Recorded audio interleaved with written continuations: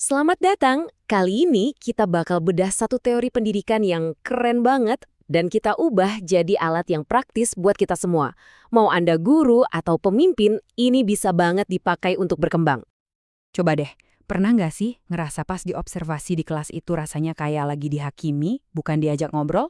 Kalau iya, Anda nggak sendirian kok. Nah, kita mulai dari perasaan itu tuh. Perasaan diawasi, yang dicari-cari kesalahannya, bukan gimana caranya biar kita bisa lebih baik lagi. Nah, justru karena perasaan nggak enak itu, makanya perlu ada perubahan besar. Kita geser nih, dari yang tadinya cuma sekedar evaluasi, ke sesuatu yang jauh lebih powerful, refleksi. Terus refleksi itu apa sih sebenarnya? Gampangnya gini, refleksi itu kayak kita ambil jeda sejenak buat mikir, kenapa ya tadi begitu? Dan yang paling penting, gimana caranya biar besok bisa lebih oke lagi? Inilah yang jadi mesin buat kita terus-terusan jadi lebih baik. Tapi gimana caranya biar refleksi ini terstruktur? Biar nggak cuma ngelamun doang gitu kan? Nah, jawabannya ada di sebuah kerangka kerja yang namanya model kendali reflektif. Oke, namanya mungkin kedengeran agak ribet ya, model kendali reflektif atau MKR. Tapi intinya, ini tuh kayak sistem quality control buat diri kita sendiri. Jadi bukan cuma buat nyari-nyari yang salah, tapi juga bantu kita ngatur emosi pas lagi hadapin tantangan di kelas. Penting banget kan? Prosesnya sendiri simple banget dan muter terus dalam 4 langkah. Pertama, ada aksi, apa yang kita lakuin. Terus, kita melihat kembali, apa sih yang tadi terjadi. Ketiga, kesadaran. Ini momen aha-nya. Kita sadar apa masalah utamanya. Terakhir, kita menciptakan alternatif buat ke depannya. Siklus ini muter terus, jadi kita juga bakal berkembang terus-terusan. Oke, teorinya udah dapat. Pertanyaannya sekarang, gimana cara prakteknya? Nah, disinilah bagian serunya. Ada sebuah kerangka coaching yang spesifik banget namanya Tirta. Model Tirta ini kerennya lagi dikembangin di Indonesia loh. Anggap aja ini peta jalangnya.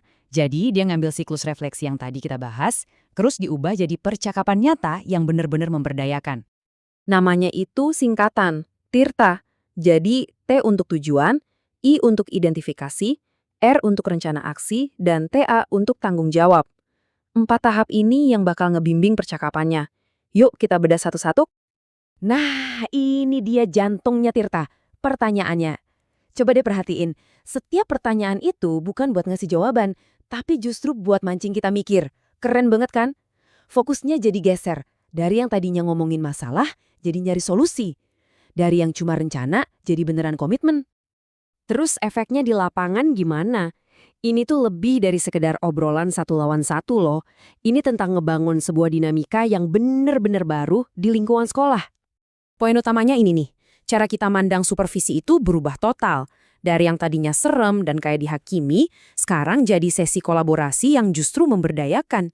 Fokusnya bukan lagi menilai, tapi mendukung. Beda banget kan? Dan yang asiknya lagi, model ini tuh fleksibel banget.